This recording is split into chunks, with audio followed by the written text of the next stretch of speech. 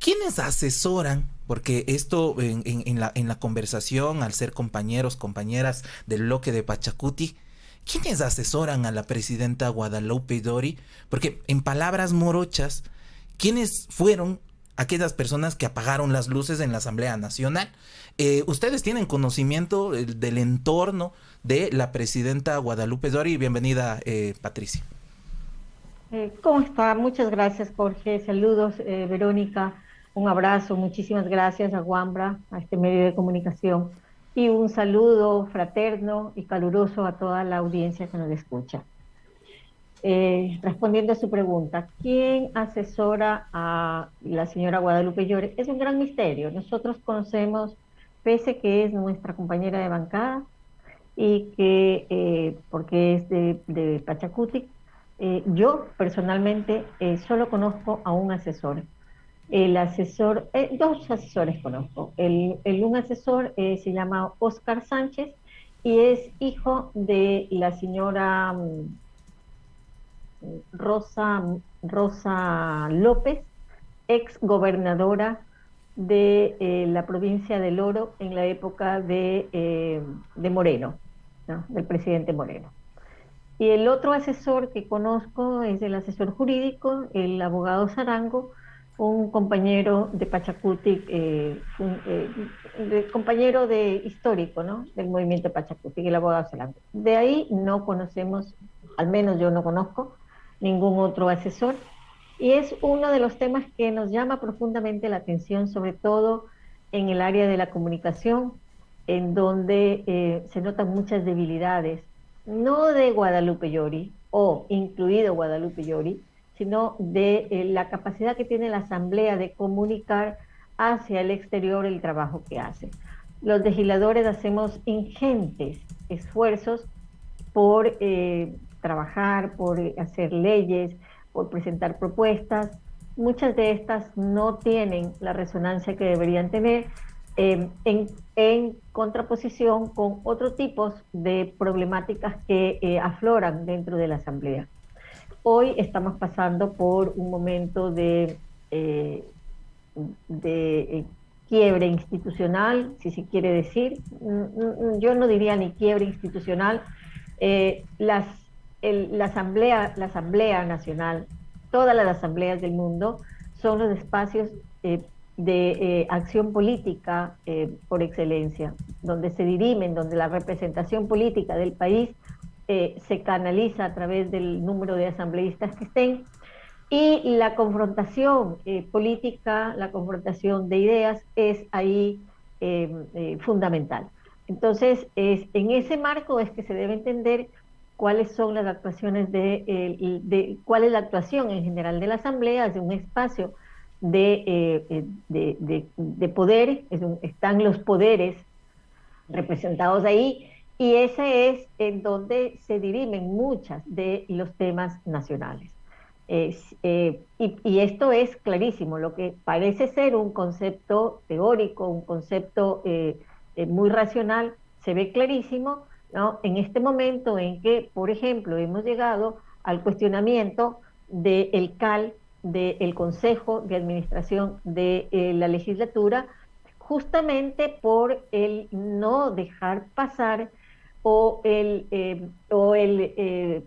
pretender, ¿no? Desde varias instancias, utilizando varios resquicios, eh, no pasar aquellas propuestas de leyes y aquellas acciones desde los legisladores que queremos avanzar en una agenda en función de los intereses nacionales.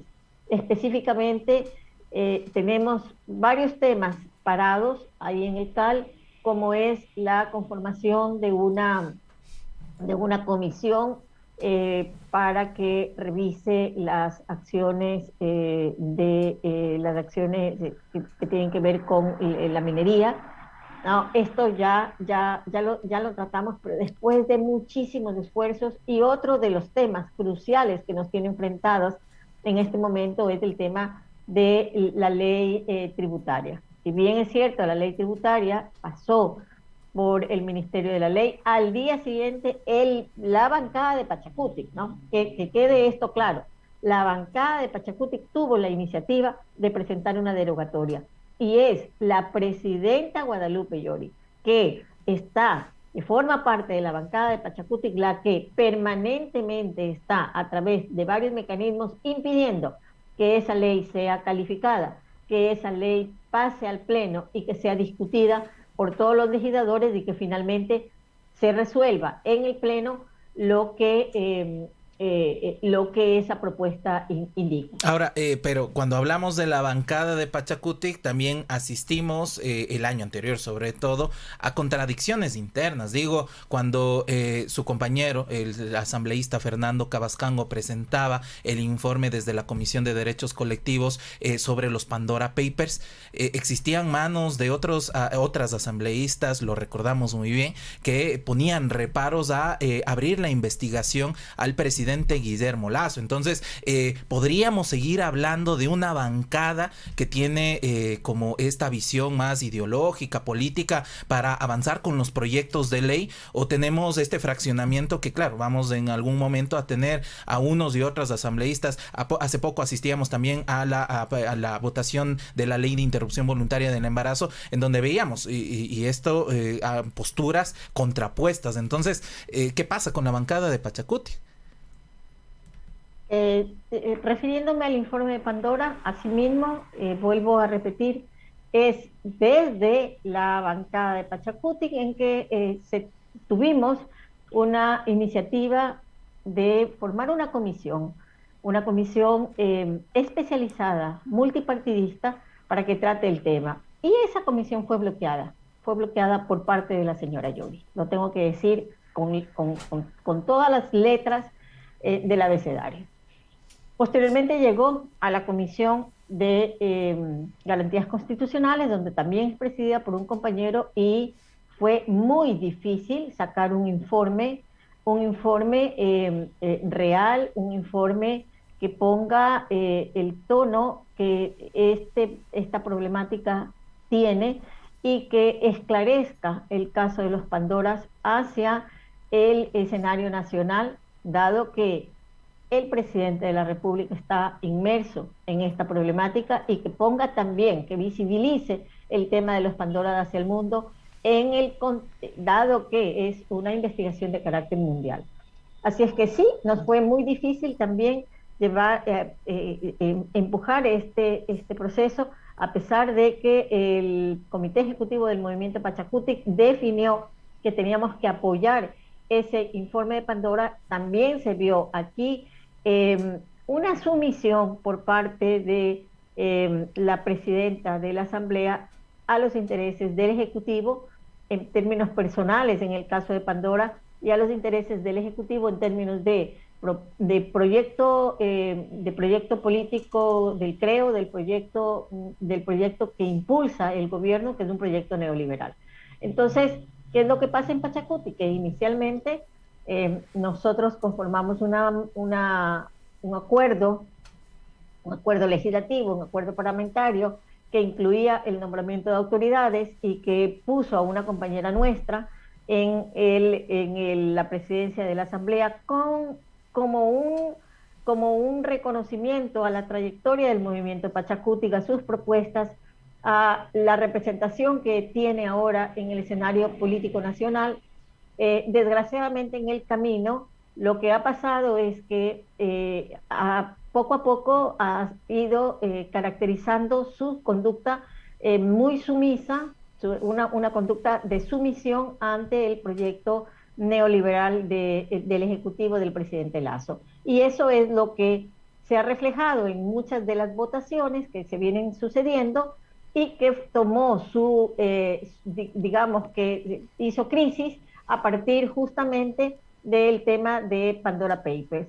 Llegó un momento en que ya no podíamos sostener tanta contradicción al interior del movimiento Pachacutic, de la bancada, que dejemos claro esto, de la bancada de Pachacutic, justamente porque las bases, las organizaciones a las que nosotros nos pertenecemos, a las que estamos representando, las que también se sienten representadas por sus asambleístas en el movimiento Pachacuti comenzaron a cuestionar la actuación de los asambleístas vinculados a un proyecto de derecha y no a un proyecto de izquierda, un proyecto de reivindicación de los intereses populares que es el Pachacuti. Que nos tiene en este momento incluso en la disyuntiva de pedir que se forme esta comisión y que sea la comisión la que evalúe las actuaciones, no solamente de la presidenta, sino también del CAL, que es un cuerpo colegiado en el que se incluyen muchas de las actuaciones de la presidenta. Ahora, asambleísta Sánchez, la presidenta ha hablado, escuchamos sus declaraciones hace un momento, de carnavalazo, haciendo alusión al golpe de Estado en 1972 de Rodríguez Lara, pero hay un real interés por parte de la bancada de Pachacuti, de los llamados rebeldes, del bloque de UNES, de otros bloques, de hacer que la presidenta dé un paso al costado. Bueno, sí, la presidenta habla, acabo de escuchar, la había escuchado también esa intervención antes.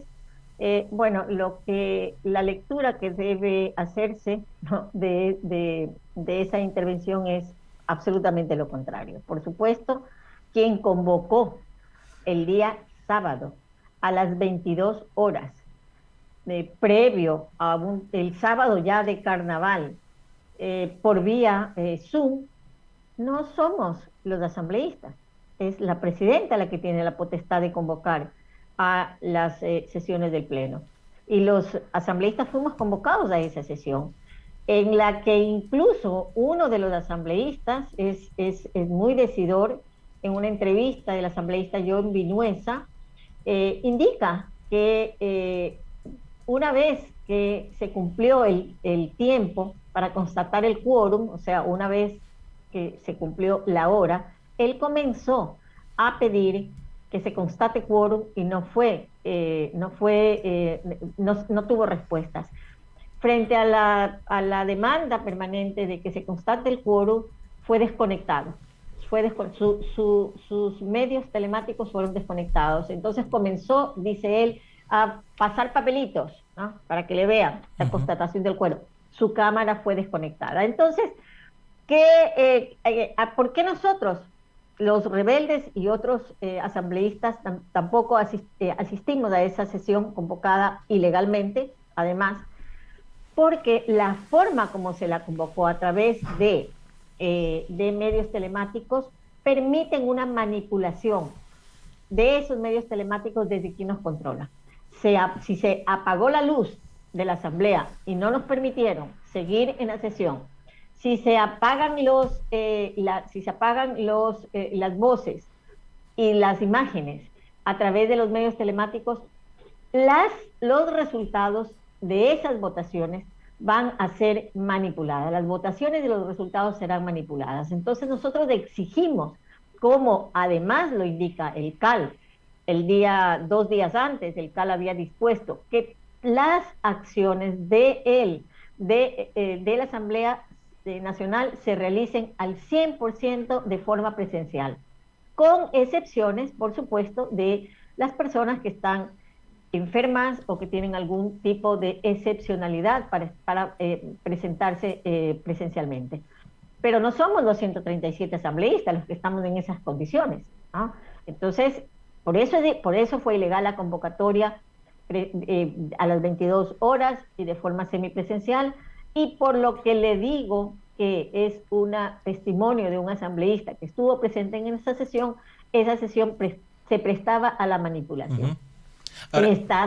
Como estas y otras formas anteriores del manejo de las sesiones del Pleno y de las sesiones en el CAL, es que nos conducen a los asambleístas a la necesidad de formar esa comisión que evalúe las actuaciones del CAL.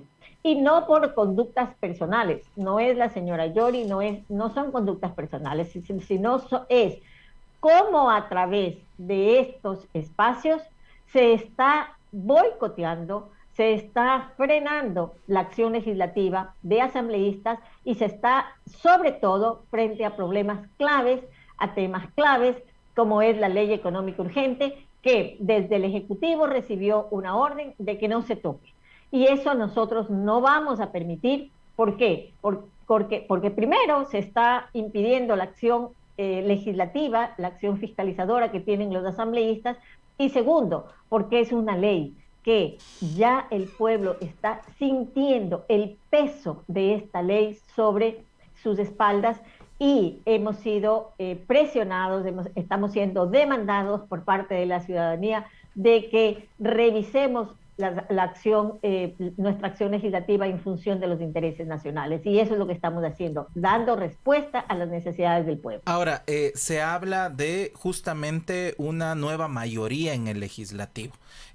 La presidenta de la Asamblea Nacional intentó instalar esta sesión virtual, no existió quórum. Se evidencia que hay esta nueva mayoría, que nos pueda comentar quienes forman parte de esta nueva mayoría, pero lo más importante, justamente al inicio de la Asamblea Nacional, usted nos comentaba, existieron acuerdos políticos para ubicar autoridades, se firmó, por ejemplo, un acuerdo político con la izquierda democrática, programático en tanto a las bases ideológicas del movimiento Pachacuti como de la izquierda democrática. Ahora, ¿quiénes están en esta nueva mayoría y cuáles son los acuerdos políticos de esta nueva mayoría? Yo le pongo un antecedente que es muy necesario tomarlo en cuenta, que el presidente Lasso en la primera vuelta tuvo el 19% de la votación en la primera vuelta, y en la primera vuelta el movimiento Pachacuti solo no llegó a la segunda vuelta por 20.000 votos, además absolutamente cuestionados. Así es que esa es la real votación del presidente Lasso, el 19% en la primera vuelta. En la segunda vuelta, los votos que acumula el presidente Lasso y que lo ponen como presidente, además, al que reconocemos su presidencia, son con votos que no son propiamente de apoyo a su programa de gobierno, sino todo el resto de la sociedad que se manifestó en contra de un proyecto político anterior. Además, debemos también recordar que hay un 13% de voto nulo en esa segunda vuelta, que es muy importante ponerlo en el análisis. ¿Por qué? Porque nosotros con ese 13%, claramente el movimiento Pachacuti estaba diciendo, no queremos declaramos nuestra autonomía y no queremos ningún acercamiento hacia la derecha, la nueva derecha, y hacia la derecha tradicional conservadora. O sea, nosotros teníamos una opción clara de propuesta de país, de proyecto político, y lo seguimos teniendo. Con ese contexto, le quiero decir que esa mayoría que se formó en mayo era una mayoría absolutamente pragmática que nos permitía resolver el tema administrativo de la Asamblea, porque necesitamos tener autoridades que dirijan la Asamblea para poder operar, y eso fue lo que en ese momento el objetivo central de los acuerdos parlamentarios. Yo creo que en este momento volvemos a tener el mismo escenario de la necesidad de tener autoridades que nos permitan avanzar en la tarea legislativa y en concretar proyectos, al menos en la línea de la defensa de los intereses nacionales. Vemos que cada vez más desde el Ejecutivo se viene concretando, se viene fortaleciendo y se viene direccionando una línea de 20 de los intereses nacionales, una línea absolutamente vinculada al Fondo Monetario Internacional, a la venta de los activos del país, a las privatizaciones. ¿Y qué es lo que tenemos como Asamblea? Un poder del Estado que está subsumido a los intereses del Legislativo y que no cumple con su rol. ¿Cuál es el rol de la Asamblea Constituyente? Fundamentalmente ser un equilibrio de poderes frente al Ejecutivo, en este caso, defender la democracia, y la democracia se defiende con democracia.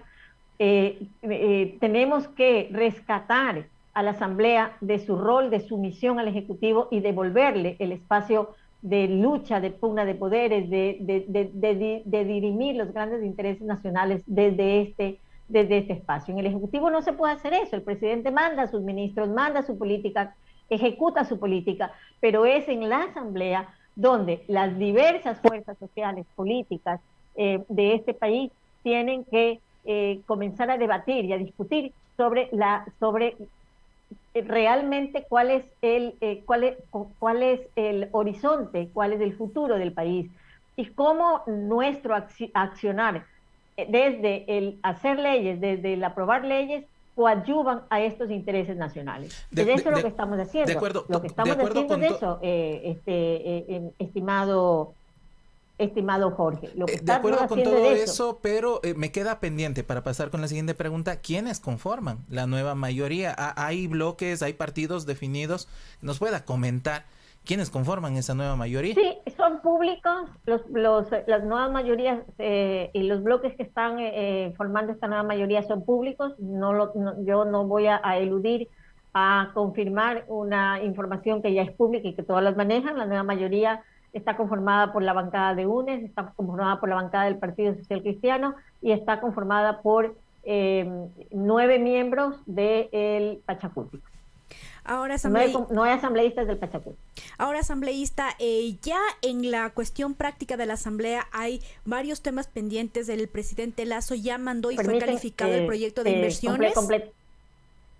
Sí, fue enviado ya el proyecto de inversiones y además está en ciernes el tema de las amnistías. ¿Qué va a pasar con estos proyectos que son importantes y cuáles son también los acuerdos del nuevo bloque respecto de estos temas? Sí, quería completar la idea de quiénes son las bancadas que conforman esa nueva mayoría. Y le digo, Jorge y Verónica, que atrás nuestro hay un montón de asambleístas que pertenecientes a todos, absolutamente a todas las bancadas, que están queriendo formar parte de la mayoría, ¿no? O sea, que están,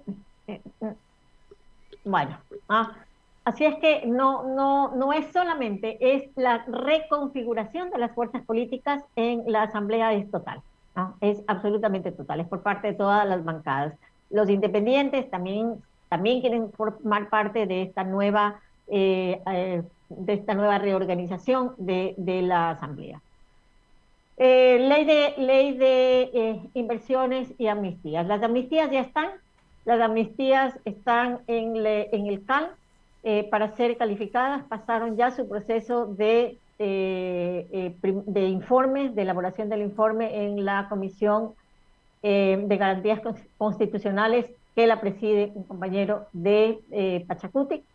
Han sido exitosamente trabajadas, llegaron al CAL y llegaron legalmente, a pesar de que hay toda una línea de querer tirar abajo esas amnistías. Nosotros no lo vamos a permitir porque simple y llanamente las amnistías, esas amnistías representan toda la lucha de nuestros luchadores y defensores de la vida, de la tierra, del agua. Si bien es cierto, ahí hay actores políticos también dentro de esa lista de amnistía, el 90% de los amnistiados son los Víctor Guayas que no han sido asesinados en la penitenciaría del Litoral. Son compañeros que durante 2, 3, 4, 5 años están siendo criminalizados, perseguidos por defender la vida. Y nosotros no vamos jamás a dejar en abandono a nuestros compañeros y lucharemos por que se concreten estas amnistías. Los villavicencios, alfiles del gobierno que quieren tirar abajo estas amnistías, que sigan presumiendo de aquellas presunciones que dicen que este informe no tiene las firmas, pues en un cuerpo colegiado, quien firma los informes es el presidente y la secretaria, y esas firmas están presentes dentro del plazo pertinente. Esto se lo ha dicho a viva voz en todos los medios. Nuestras voces no llegan como llegan las de la derecha, pero muchísimas gracias por permitirme hacer llegar a través de este medio este mensaje. Esas amnistías van a ser defendidas porque es parte de la defensa de la vida, de la lucha por la defensa de la tierra, del agua, de nuestros luchadores sociales. Respecto a la ley de inversiones, ya llegó también y fue calificada en el CAL, así también en una rauda, esta sí, convocatoria de la presidenta Llori, y dirigida, direccionada a una comisión que no le corresponde, y que no le corresponde por la temática que tiene que hablar, porque debería haber pasado a la Comisión de Régimen Económico, pasó a otra comisión en la que la preside el asambleísta Noboa, que guarda mucha coherencia ideológica con la línea política del presidente Lasso. Entonces, estas son las formas como se está manejando la asamblea. El ejemplo de cómo se está procesando la ley de inversiones es más o menos como se procesó la ley tributaria. Ahora estamos frente a un claro ejemplo de una ley que, si la ley tributaria fue un machetazo, como lo estoy diciendo al pueblo ecuatoriano, esta ley de inversiones será un verdadero terremoto, tsunami y todas las catástrofes mundiales juntas que pretenden, ¿no?, terminar con todo el patrimonio del país, con todos los activos.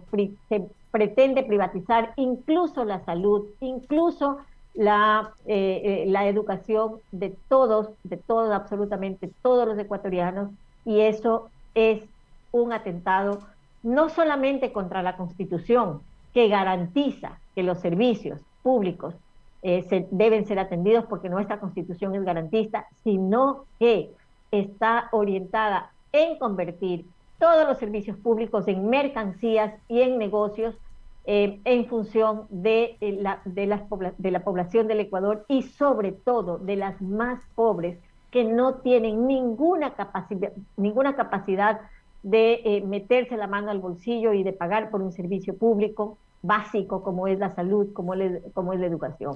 Tenemos que defender a nuestras mayorías y lo vamos a hacer. Claro, pero justamente cuando se intente aprobar o pasar la ley de inversiones en donde constan las zonas francas, probablemente encontrará una de las contradicciones fuertes con el Partido Social Cristiano. Ya en 2017, en la campaña electoral, hablaba justo el Partido Social Cristiano de zonas francas y créditos para el turismo en algunos. Es parte como del modelo que ha venido implementando. Veamos justamente lo que ha pasado con el puerto principal del país. ¿Cómo ustedes asumirán estas contradicciones de lo que nos está hablando al revisar, por ejemplo, la ley de inversiones? Sí, la ley de inversiones tiene 3 capítulos que son, digamos que la conforman como los ejes principales. Uno que tiene que ver con todas las alianzas públicas privadas, otra el mercado de valores, y la otra la que tiene que ver con las reformas digitales. El tema de las zonas francas es uno de los artículos que están inmersos ahí. Tenemos en conjunto la ley de inversiones en su conjunto, va orientada a eso, a una transformación profunda del Ecuador, a un debilitamiento del rol del Estado en su conjunto, como digo, en hacer mínimo el Estado, el rol del Estado y el Estado, y en convertir pues al Ecuador en un gran mercado que se disputa entre aquellos que pueden pagar los servicios y nada más que eso. Entonces, ese es el gran espíritu de la ley. Dentro de esa hay algunas cosas que podríamos acogerlas como positivas, como cambios necesarios en la administración pública.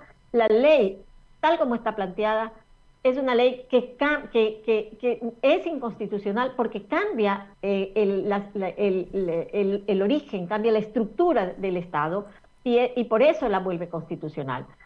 Pero dentro de la ley hay aspectos que no cambian la estructura del Estado y que pueden ser positivas para cambiar áreas administrativas del Estado, y esas serán bienvenidas. No estoy diciendo que vamos a hacer una revisión de todo, que las zonas francas pueden entrar en una revisión y claro, es desde los intereses nacionales es que tendremos que seguir revisando nuestras actuaciones en esta nueva mayoría en la que el Partido Social Cristiano también tendrá que tomar posturas frente a eso. Entonces, la política es un ejercicio que cambia que se calibra día a día y vamos a ir empujando aquellos proyectos, colectivamente aquellos proyectos que vayan en función de los intereses nacionales y aquellos que no permitan. Y bueno, y en eso también vamos a tener seguramente el apoyo de otras bancadas, de otras asambleístas. Recordemos que somos 137 y en el espacio de los 137 asambleístas es cómo se consiguen los apoyos para las leyes. Así es que lo importante es tener las ideas claras, tener el futuro claro, tener una línea de dirección y de conducción clara, y sobre esa es sobre la que tenemos que seguir trabajando las alianzas en función de los intereses nacionales, y la gente va a estar pendiente de eso. Tenemos un gran termómetro, tenemos una gran medida, una gran vara que nos mide permanentemente lo que hacemos, y esa es la que tenemos que ir calibrando en función para nuestras actuaciones parlamentarias. Muchísimas gracias, asambleísta Sánchez. Esperemos que las ideas claras permanezcan en la Asamblea, más allá de intereses momentáneos y de mayorías que a veces son un poquito bailables a veces en la Asamblea. Muchísimas gracias nuevamente. Sí, yo en esta entrevista, antes de despedirnos, quiero agradecer su comparecencia, este espacio crítico. Hemos invitado, por ejemplo, al coordinador de Pachacutic, Marlon Santi, desde hace varios meses se encuentra desaparecido, no contesta el teléfono, mensajes. Finalmente pasa con otros actores políticos dentro del mismo movimiento. El señor Salvador Quispe tampoco ha dado respuesta, y claro, estas preguntas, sobre todo también del acumulado con el que llegó el Pachacutic a la Asamblea Nacional, de expectativas desde la organización social, desde las movilizaciones que se dieron. Finalmente es una responsabilidad importante que tienen sobre sus hombros a legislar en la Asamblea. Le agradecemos por su presencia, estimada Patricia. Gracias, Jorge, gracias, Verónica. Estaré compareciendo cuando la prensa lo convoque, y sobre todo estaremos compareciendo ante el llamado, sobre todo de nuestra militancia, de nuestros compañeros. Nunca dejaremos de defender su voz, de defender sus luchas, de estar a la altura de ellos, porque ellos son los que nos han dado esta tarea ahora, de ellos recibimos este mandato, y es lo que tratamos al menos de respetar.